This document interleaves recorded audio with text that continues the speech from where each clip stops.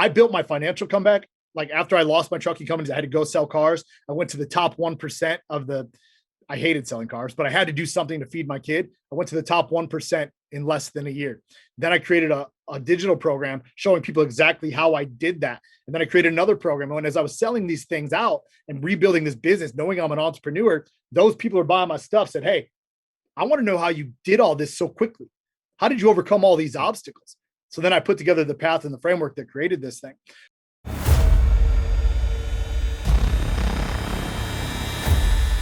Welcome to the King's Code Podcast.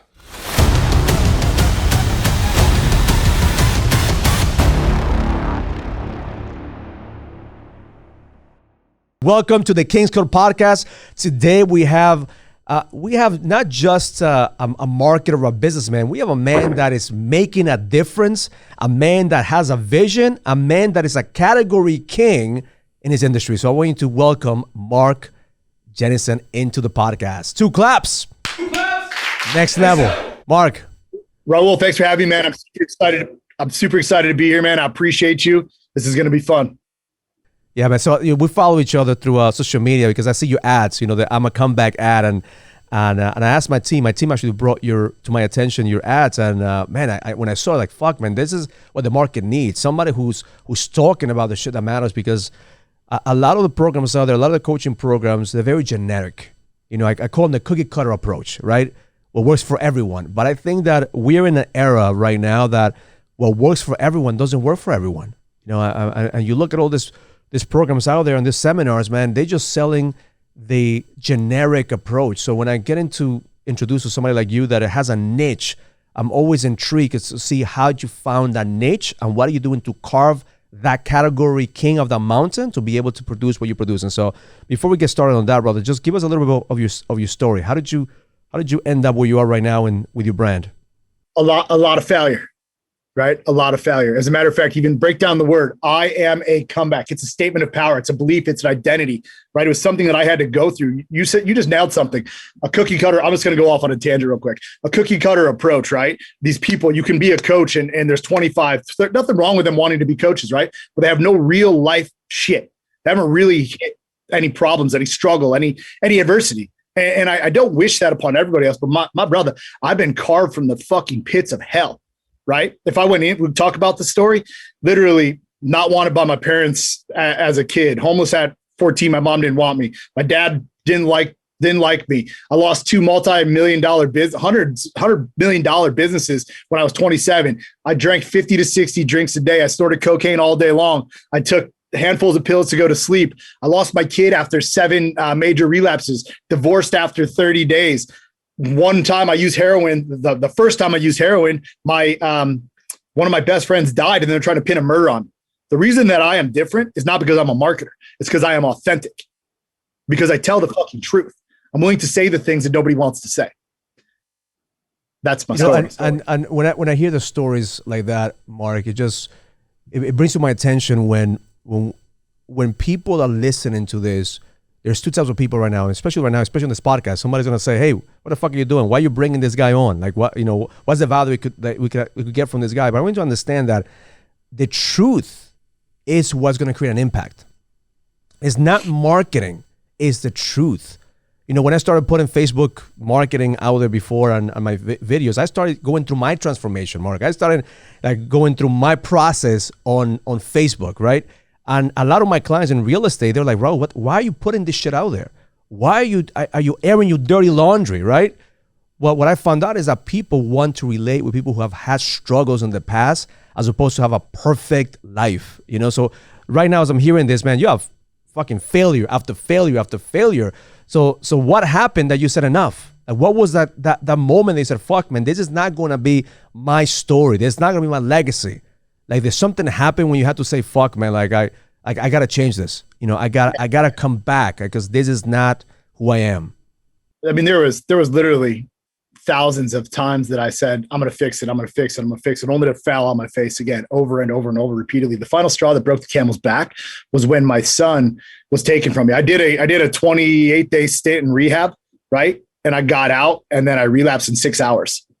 And then my son was taken from me, and I didn't get to see him for 5 months. I went on the worst 9-day bender of my life. I was going to write the rights off to my son. I was going to give up on myself. I was going to give up on everything. I thought that was the right thing to do. Then I heard this voice. Call it God, call it the universe, call it spirits, whatever you want it to be, right? Maybe it's just me because I was crazy from what I'd done, but it said, are you ready to listen to me now? I audibly answered this thing. I stood up. I went back home to Wisconsin because I was in Florida, and I took my life back. I want to answer one other question that you said. Some people are going to come on and they're going to say, how do I get value from this guy? How does, like, dude, the truth is the value is in yourself. It is in telling the truth. It is in telling a story every day in the quest of greatness to have it all for yourself. What truth do they want to hear? Do they want to hear that I helped a guy last year take his net worth or selling his business for 125 million, work with me for 18 months, and he sold it for 500 million? Like, I got validity to back it up. So whatever the truth is that they're going to get out of this, there's only one thing they need to do, and that is to look in the mirror and stop fucking lying. Because the reality is nobody's life is perfect. Nobody's coming to save you. And that's exactly what I had to do for myself. So you asked what that moment is. When did I decide to do it? Well, I couldn't see my son for 5 months and it was taken away. I needed to come back. Enough was enough, right? Nothing was working. Divorce, failure, bankruptcy, owe the IRS money, right? I made millions and millions and millions of dollars up to this point. And I was finding myself at the bottom, just looking into the mirror, contemplating suicide, depressed. And I stood up one more time. And if I fall today, I've now got a framework, which is what I coach and what I help people with to help me. And the truth is, there's been 10,000 people that have purchased, bought, went through one of my programs to some way, shape, form, or fashion, right? It's much larger than me now. So anyways, to answer your story, bro, the moment was. So let's go back and see, like, so what was the pattern that you found yourself, like, that caused multiple failures? Because I'm always fascinated to see what are the patterns, right? Like for me, when I was drinking every single day, it wasn't because I was failing. I started drinking every single day, Mark, when I had money in the bank, when I had a successful business, when I had everything, that people were looking for.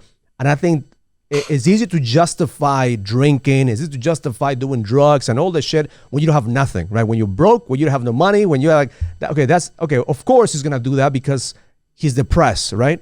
I'm fascinated to see, like, why people go into that path of darkness, of self-destruction, when they actually have a business that's profitable. We actually have a wife and family that loves them. So did you find the pattern of what was the sabotage? What was sabotaging your business and your marriage and your life? Well, I hated myself, right? It didn't matter how much money I could make. The truth is, guys like me, guys like you, guys like people I help, probably in your program, in my program, we can make money shining shoes. It is not that hard to make money if you really want to break it down. It's just taking action and working every day. But my pattern was real simple. I hated the man looking back at me in the mirror, so I was running and hiding. But at the same time, as I was having the nice cars and the 8,000 square foot house and all these cool things that I had going on in my life, like you said, the pattern wasn't necessarily that life was bad. It was really, really good. And then when things are really, really good, when you're not fully equipped to handle the pressure, right? Because you're not giving yourself everything, you're drinking, you're falling into silico-like insanic loop of alcohol-induced insanity or stress insanity or whatever's going on, right? You find yourself going, what if this fails? And if I keep this thing going, even when it's really, really good, right? What if this fails? Only to manifest the failure yourself. That was my cycle. It literally happened over and over and over and everything I did. And it was transmutable. It wasn't just in the business. It was in my relationships. It was in my friendships. It was in my parenting. It was in the gym, right? And what I find is this. There's 3 reasons why guys mess up their life, right? Or drink or do drugs or cheat on their wives or blow up their businesses, right? There's a habit or routine that they build that works so successful for them that it eventually starts kicking their ass. Like, congratulations, you did that. You created that. They don't want to own it, but that's the reality. 2, there's some deep-rooted stuff down in there. For me, it was anger. I was angry at my dad. I was angry at the stuff, right? I drilled in to figure that out. Or number 3, people just like the thrill. So if you go back to that pattern, right, there's a thrill of being successful. There's a thrill of being looked at. There's a thrill of being the man, right? And when you don't fucking really focus in on that and you realize that it can be taken anyway, that's how you find yourself in a pattern of slipping. At least it was for me. It was never one approach. It was over and over and over different things. And I call it being addicted to the battle. My wife and I, we took our kids to the Bahamas at the Baha Mar last week, right? Mm-hmm. And it has the biggest casino in the Caribbean. We have to go to our room. We have to pass the casino because they strategically put the casino in the middle of it. So actually, you go in there and you're tempted to gamble, right? So my son and I were talking. He's 16 years old, and we're passing the high roller table, right? So I go to the lady and said, I ask, how much you have to bet for the high roller. It's like minimum $1,000 a table, and that's a minimum bet. So I saw a guy come out, and he had a bunch of chips, right? A bunch of $1,000 chips. So he probably made $100,000 in a bet. But he wasn't happy. He wasn't happy. He won the money. He wasn't happy. Then later on, we saw the same guy, and he probably lost everything, and he was thrilled that he was playing the game. Because most of us, we're happy when we're down. Like we're happy when we're gambling. Like we put everything on black or everything on red, right? And we see the roulette and the ball rolling. That's the thrill. That's the thrill of the battle, right? Now, how do you rewire yourself not to fall in love with that thrill and just being happy with the opportunity to play the game, being happy with the opportunity to be in the hunt, the opportunity to be in the battlefield? Like, did you find yourself like that opportunity to say, fuck, man, I don't have to burn the shit to the ground. I have to just enjoy the process. Yeah, it took me hundreds of millions of dollars and a ton of failure to figure that out, right? But there's always some comfort in the chaos. And I think there's a reason to that for high achieving driven men like yourself, like myself, and like your listeners, right? We also find comfort and solace in knowing that our backs can be against the corner and we can come out stronger than we were. It's like this game. It's this sick game that we play with ourselves. So inside of me, like the real core confidence of probably yourself in you is like, dude, I know that at the end of the day, I'm going to be okay. Right. So you're not afraid to have this build and burn mentality. So I literally had a conversation with one of my marketing guys yesterday talking about this and said, even if this thing burns to the ground right now, if I decided to switch gears, stop it, like it's all okay. I'm the master of my creation. Right? To do this thing. And I know that when I say master of creation, I was the one that was mastering the downfalls and the uprisings. And I needed to understand that to find myself in a place of gratitude that not everybody has the abilities that we do. Right? Not everybody, we talked about it a little bit ago, but like the average people out there they don't have this skill set. They don't have this desire. They don't have that drive. And comparison's a thief. So it's not that I'm comparing against them. I'm comparing myself against who I used to be. And when I find myself doing that, I stop focusing on the future. Right. So what I'm telling you in all of this is that the future for me was the one thing that could pull me over and over and over and being conscious of where I'm at, but really learning how to master the gratitude of being alive right now today. And I think that's the challenge that we all have, Mark, and something that I've struggled at the beginning was my identity. Right. If I'm not this real estate guy, if I'm not, this guy who's making money, same thing, similar to what your story is, what do we burn to the ground is we make our identity based on our business, especially for men. That's an identity. Right? If I fail in my business, then I'm a failure as a man, right? And now, same thing with marriage. If I fail in marriage, then I'm a failure. How did you overcome that mentality? Like, fuck, my business is not my fucking identity. My marriage is not my identity. It's a part of who I am, but I need to create my own identity based on the process.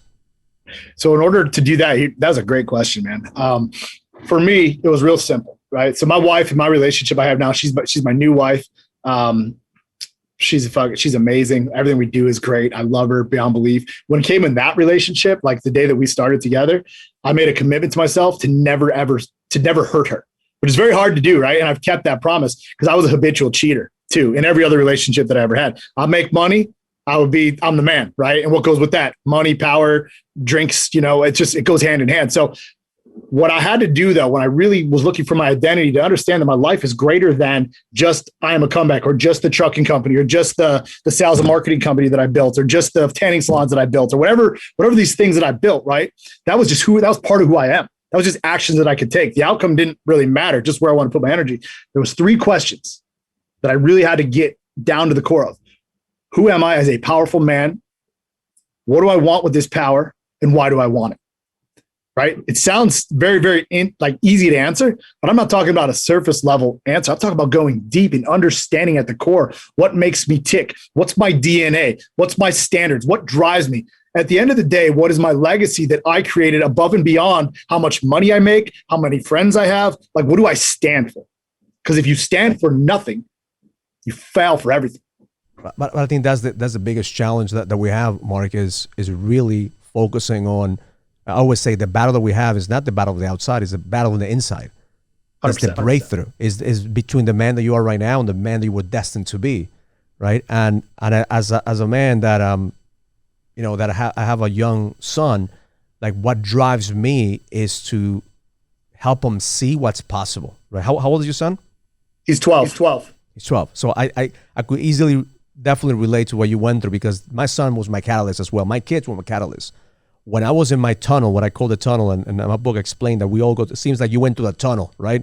The tunnel becomes a rite of passage, right? You either make it through the tunnel and you find your edge, you find your comeback, you find that mentality that's going to get you through and become the king, or you fucking die in the tunnel. And the tunnel becomes your permanent home, right? So now you use that pain that you had of not having your son as fucking fuel, right?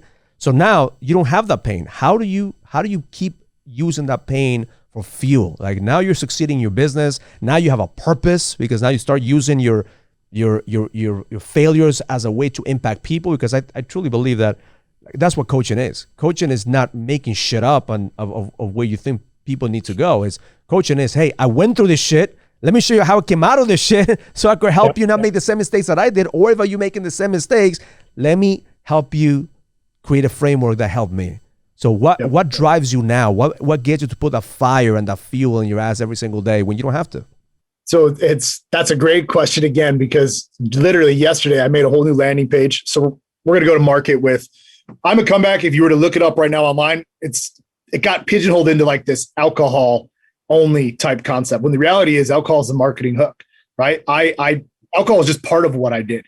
I'd explain to you financial comebacks, all these fucking bad things that happen. My tunnel was a little bit darker than a tunnel, or much longer than a tunnel. It was like from the time I was born till I turned 35 years old. But the reality is this, the future is what I wanted. Okay. So I focus, and I'm going to say this again, what drives me every day is to understand that there's still I haven't even scratched my potential. There's dudes doing way more than me. I mean, hell, look at me. I'm on a Zoom in my office with shipping and receiving. You got a great podcast. I could do the same thing. I could build the same thing, but I'm so focused on I'm going to get done and I'm going to go mail out hats right now, right? I'm going to mail out hats for my merchandise company. And the reason I do it is because the drive is in the journey. The future is in the journey. Of course, I got things like I can't wait till my kids are old enough and it's just my wife and I, because she's 11 years younger than me, and I'm chasing her around a beach naked somewhere on our front house, right? Like that's what I want. So the drive it's to understand that in the journey, the have it all lifestyle means that you're never done. And now a lot of dudes are looking to get to an end that they don't realize, that they think they want the end, but they don't even really want the end. My end is hopefully going to live on after I die.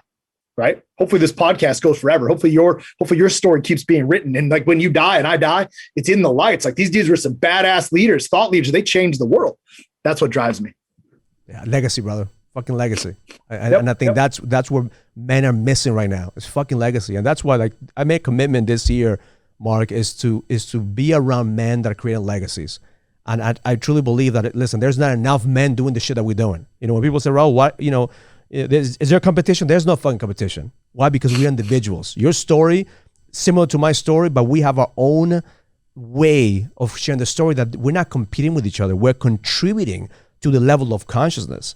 So how did you carve? So as a marketer now, before the podcast, you were telling me, man, you have like 2,000 clients, you're doing all this shit, man. How did you decide to carve your category king in this mountain? I said, fuck, I'm not Tony Robbins. I'm not like this guy. I'm not like these other guys. Like, how did you decide at that moment? Because the biggest challenge for me was I didn't want to be a coach. Like I looked at everybody who's coaching was more like they failed in business, so they became coaches, right?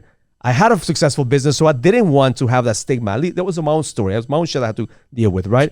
But how did you overcame that pigeonhole being in one category and said, fuck, I'm going to fucking carve this category. I'm going to conquer this mountain, and I'm going to go and conquer another mountain. So I didn't want to be a coach either. It's interesting that you said that. I didn't create I'm a comeback and say, here, follow this path, right? I went almost 3 years before I even took $1 for coaching somebody on how to do this. I had to prove a concept to myself. And what happened was the world started asking me for this shit, donning me as the comeback kid. All I was doing was sharing my story because it made me feel good. I put that out there and then started attracting people. But the reality is this, Raul, I built my financial comeback. Like after I lost my trucking companies, I had to go sell cars. I went to the top 1% of I hated selling cars, but I had to do something to feed my kid. I went to the top 1% in less than a year. Then I created a digital program showing people exactly how I did that. And then I created another program. And as I was selling these things out and rebuilding this business, knowing I'm an entrepreneur, those people who are buying my stuff said, hey, I want to know how you did all this so quickly. How did you overcome all these obstacles? So then I put together the path and the framework that created this thing. But the reality for me was real simple. When I decided because I could go anything. I could go business coaching. I could go relationship coaching. I could go whatever I want. I chose to go with truth coaching. Everything that I do, I can't tell your story, but I can tell my story, right? And what happens when I tell my story and I tell the truth and I do not waver from that truth and I don't try to be anybody else besides me and I just stay in my lane, like you said, because I'm not Tony Robbins, right? I'm not you. I'm not Garrett White. I'm not Sean Whalen. I'm not these guys. Even though I know all these people, I just stay in my lane. I stay in my lane. I stay in my lane. I keep fucking cutting through it. And what happened was a category opened. We know it's as a blue ocean, right? We know that in marketing terms because nobody went to the world and told them what I said, which is this. You're not powerless, you're not weak, and you don't have disease. You're making some poor fucking choices. And if you're making those choices, then I can help you. If you're that guy that thinks you're weak and powerless, go to AA, go to NA, go to Sober Recovery, do what you need to do. But for those of you guys who want to be empowered and fucking lead from the front, let's go this way. Here's how I did it. Right? I took a stand. Yeah, and I think that's what what I hear from your marketing is taking a stand for people who believe they're addicts and the addiction is sabotaging the business. I truly believe every single one of us, we're addicts. We're addicts in some way. It's just the addiction is either alcohol, drugs, or your addiction is to make an impact. I chose to turn my addiction into an impact tool because I am fucking obsessed. We're not the same fucking average people. Like we have to stop putting that stigma into people who have an addictive personality and said, hey, okay, that's who you are, right? That's who you are. Okay, I'm sorry that's a disease. I believe every single one of us, we have fucking choices. You either choose to be an addict to create an impact, or you choose to be an addict to deal with your problems and focus on your problems. So give us a framework, Mark. How do you help the guy who's drinking every single day, and he thinks in his mind that it's not a problem, and he thinks that he could handle it, but he knows in the past that shit has cost him his family, cost him his business, but he's not willing to do something about it. Have you had those cases that you have to fucking shake him up and say, hey, listen, how do you find the fucking truth when you're trying to be, when you're blind to the truth? Absolutely. So we've had quite a few of those cases. Here's what I promote inside the comeback. Remember, it's not just about alcohol. It's about life. It's about the comeback. Like I said, the world's most powerful men's lifestyle, turning their darkest struggles into their greatest strengths to have it all, right? That's what it is. So what I need them to do first out of the gate is understand alcohol is not the problem, it's the solution. And we need to find out what the solution is. So we make a quick pivot fast to find out what's going on. It could be alcohol, it could be food, it could be cigarettes, it could be sex, it could be pornography, it could be work, right? It could be the new $18 million house that you bought, you're obsessed with, that your wife never came to, and she won't fuck you because you care more about the house than you care about her. Right? Like it could be whatever you want it to be. So what I do is I make a quick pivot to get them to understand that they need to take control. You talk about a choice, right? It's control of your thoughts, your emotions, and your actions over your life every single day. And we do that through a framework known as the Comeback 7: faith, finances, family, fitness, future, freedom, and foundation. What I did inside of those things, I teach you how to stack, track, measure, and win them every day so that you can get quantifiable results like a KPI, right? Like our business is a P&L sheet. You can see if you're winning and you're not winning. That's really the core of what I do. And there's a bunch of other shit that we do, talking about mindset and every single comeback thing that we do. But the reality is this: it doesn't matter if you're coaching somebody who's drinking or somebody that in real estate or whatever. You need them to understand that they are in control of themselves. And to take extreme ownership right out of the gate for whatever good, bad, ugly, or indifference becoming in their life. And I have a way of being able to get with my words and pierce with my tongue to be able to really dive into their soul because of what I've been able to overcome. And we go back to that marketing and creating out this category. I created a category of winners that breathes fire by me just being me and not giving a fuck about anything else. So you think that most of the work that you do is breakthrough, like helping them break through that limited belief of being a victim to the circumstances? I think a huge amount is breakthrough. I think what I really do, the truth is, all my clients should be upset with me, right? Because here's why. I show them that whatever problem they think is the problem, I open up the floodgate to all the real problems, right? So the reality is that all I do is introduce them to a framework that fixes this for them to really get with what's going on. And when I do that for them, so I actually open up the gateway, unlock the steel caged mind door if you want, and I show them here's the way that we get out of this. But breakthrough for sure at first, and then discipline. Discipline always matters, right? Like that's really what matters. People say, man, Mark, I want your energy. I want your drive because I get up like this. I'm fucking fired up every day. But you don't really want that. You don't want that. You want the discipline, because the days that I don't, I must. And that's what we really do great. Breakthrough, and then understand this track and figure out how to measure it.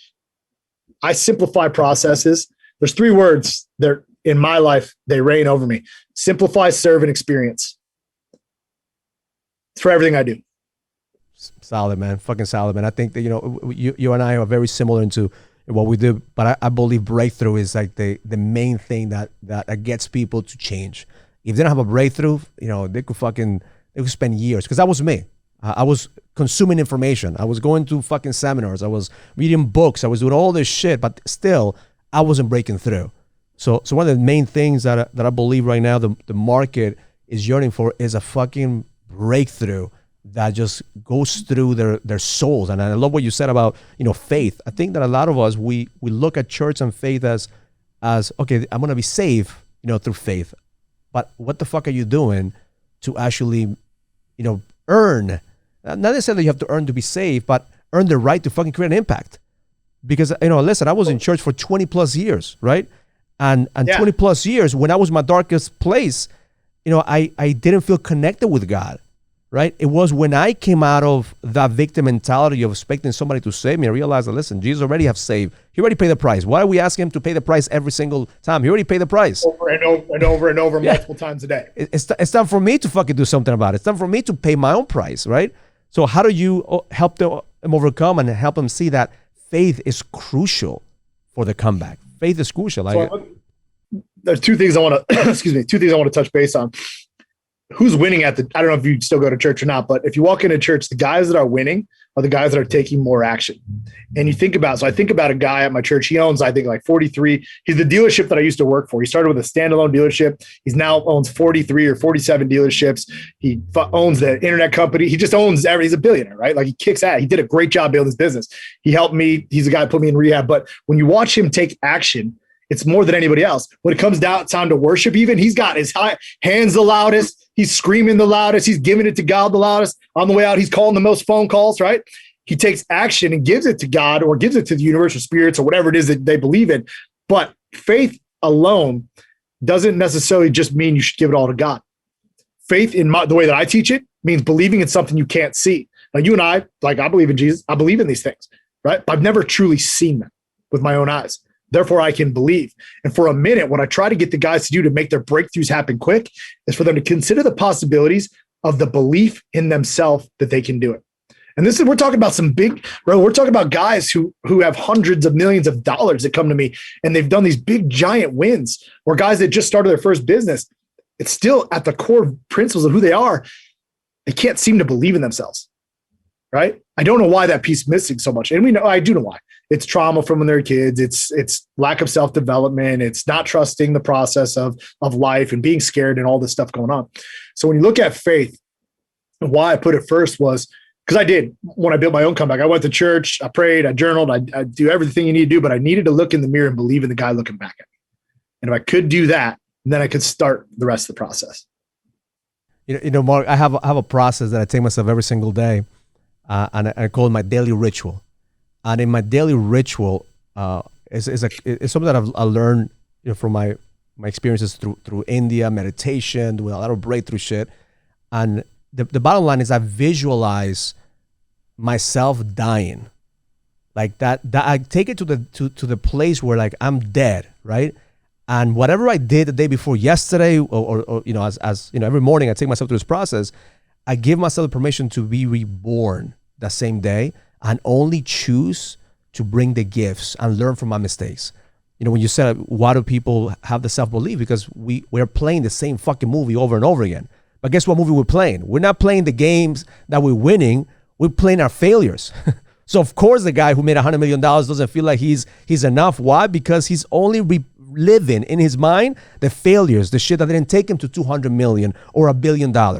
So that's why I truly believe that we have to fucking die every single day to be able to be reborn as a higher version of ourselves and give ourselves the permission to fucking let go. Because that's, when I started letting go, is when the game started to change. I'm not the same motherfucker I was yesterday. I'm not the same man I'm going to be tomorrow. But today, I have 24 hours to make a difference. What I do in the next 24 hours, it's going to matter. And if I could extract 1% better from yesterday, fucking I'm winning. Create a game that is winnable. A lot of men are playing a game that is impossible to fucking win. So what's the game what's the process similar to what I have? What's the process that you have that actually gets you to fucking win every single day? Do you have a daily process? Do you have a daily ritual? Do you have something that gets you to that place? I spend like from 5 a.m. So I don't even take my first, like I told you, I don't have an assistant or any of that stuff. I don't take my first stuff till 10 o'clock, right? So from 5 to 10 is my time. I spend 5 hours every morning unpacking the shit, comeback story stacks, stacking my ass, writing down my goals, sometimes making love to my wife if that's what it needs to be, making sure I'm present for my kids, like doing whatever the fuck I need to do in those 5 hours. And then I give that to me, I give that to her, I give that to the commitment to me, and then bam, I go to work the rest of the day with an open mind, a clear mind, and a conscience. I want to go back to what you said about that. You're talking about like having to unpack stuff and let go of stuff. I was saying in the comeback, right? If I'm fucking digging a hole, I'm digging the stuff out. I'm getting rid of that story. I'm taking the dirt. I'm taking the shit. I'm letting go and I'm putting it in a pile, right? I'm sure you've dug a hole before. The reason I'm putting it on the pile is not because I'm trying to go lower, because I want to stand on it to see higher. I want to see over that fucking fence of what's possible. I want to see over that future. I want to create and cast that vision that I can touch, I can feel, I can taste, I can smell, right? So back to my process. Everything that I do in the morning is designed with the definitive outcome in mind to put me right there to be able to create that future every day. And it's like a 5-hour process. Doesn't mean I'm like doing it every day the whole time. I just block that for me because then I need that, right? I need that. Solid, man. Listen, I'm going to add something to my rituals, having sex with my wife. I'm gonna tell her, listen, that's a new ritual every morning. I need to have sex in order for me to be clear. She's gonna love it when she listens to this podcast and hears me telling people about that. Awesome, bro. Listen, man, it's been a pleasure having you, man. I love your energy. I love what you stand for, man. I don't think we have enough men doing this type of work out there, and I want to encourage my audience. Like, if you have a fucking vision, if you have a passion, it doesn't matter where you've been. You can always fucking come back. Like, don't let your fucking past determine who the fuck you are. You're not your business. You're not even your failures, man. Use the fucking failures. Use your past. Use your experiences to be able to create an impact, because that's the shit that we do. That's what King's Code, that's what Kings stand for. The King's Code is about finding your own code, finding that purpose, that vision that you have in order for you to create a legacy in this world. Thank you, brother. Last words. What are the last words for the audience? And the last thing I want to say to each and every one of them, you and yourself included, is, man, the greatest gift, the greatest power that we possess is the ability to choose. I hope you choose to win today, tomorrow, and for the rest of your life, man. That is it. Awesome. Choose, motherfucker. Choose. Do something. I'm fucking choose. Love it, man. Appreciate you, man. Appreciate Thanks, you. bud. Awesome. Have a great day. Thank you, brother. Appreciate it. If you're ready to find the edge, go to kingscodebook.com to get the latest copy of my book, The King's Code. This book will help you find the clarity, the certainty, and the purpose that you need in order for you to lead with power. Go to kingscodebook.com and find your code to the edge now.